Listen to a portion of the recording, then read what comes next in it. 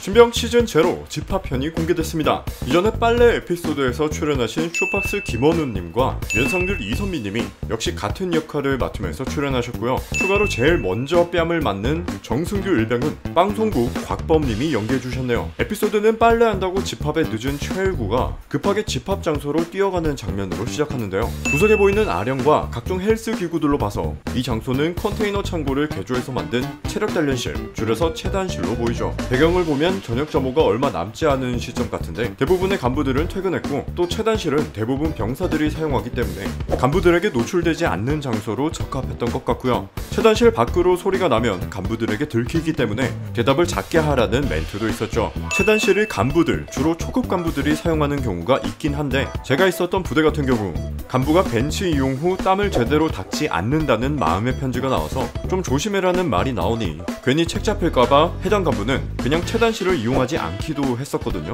그게 지금 생각해보면 병사들끼리가 분위기가 더 편하니 은근히 눈치를 준 게 아닐까 싶기도 하네요. 부조리 중 성군기 문란도 잠시 나왔고요.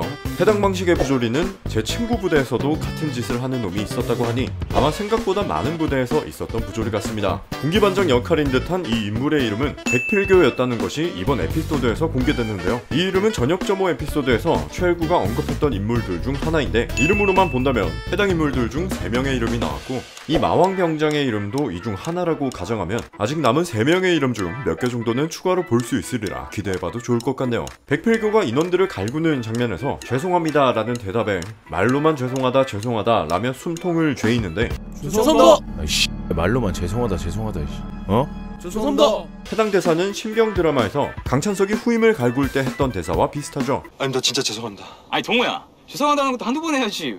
계속 죄송하다면 그게 존나 안 죄송한 거 같잖아. 백필교가 지목해서 집중적으로 갈구는데 너 씨발 저번에 806 갔을 때 탄약고 뒤에서 담배 폈다며.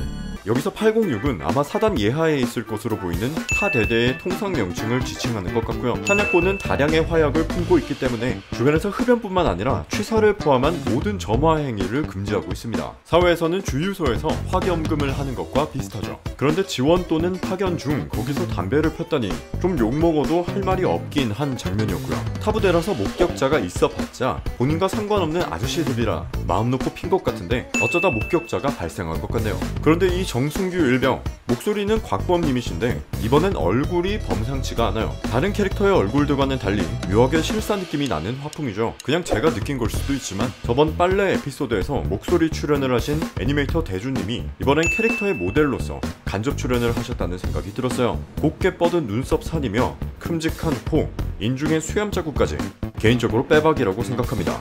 마침 이름도 같은 성씨인 정씨네요. 마왕병장이 때렸던 뺨이 오른뺨이었는데 다른 캐릭터들이 부어오른 건 왼뺨이라서 정승규를 찾아보려고 했지만 막상 정승규의 얼굴은 보여주지 않는 절묘한 디테일이 있었네요. 천장에 있는 형광등의 내부 모습이 살짝 드러난 걸 볼 수 있는데 컨테이너를 개조해서 사용하다 보니 마감 처리가 미흡한 부분을 표현하신 건지 사실 확신은 서지 않는데 여러분의 의견은 어떤지 댓글로 알려주시면 감사하겠습니다. 그런데 이렇게 좁은 공간에 여러 명이 모여있으면 참 덥겠다 생각했는데 체단실 구석에 타워형 에어컨의 입구가 열려있는 것으로 보아 진작에 그런 생각을 염두에 두고 에어컨을 가동시켜 두신 것 같습니다. 병장의 등에서 저번에 말씀드린 마왕 글씨가 또렷하게 전부 드러났고요. 인원들이 뺨을 맞는데 마왕 병장이 손이 아플 지경이라고 했죠. 따라서 점점 힘이 빠진 것 같은데 상대적으로 앞열에 있을수록 뺨이 심하게 부풀어 오른 혹은 중간까지 때리다 만 것을 표현한 디테일이 보이네요. 이 와중에 항상 미소를 유지하던 심진우의 진지한 표정도 엿볼 수 있고요. 그런데 보통은 이렇게 뺨이 부풀어 오를 정도로 때리면 간부들에게 폭행 사실을 들키기 때문에 보통 멍이 보이지 않는 가슴이나 엉덩이를 주로 때리기도 했다고 전해 듣기도 했습니다. 그런데 이 집합 장면에서 최일구의 뒤쪽을 보면 문이 열려 있어요. 최일구가 달려올 때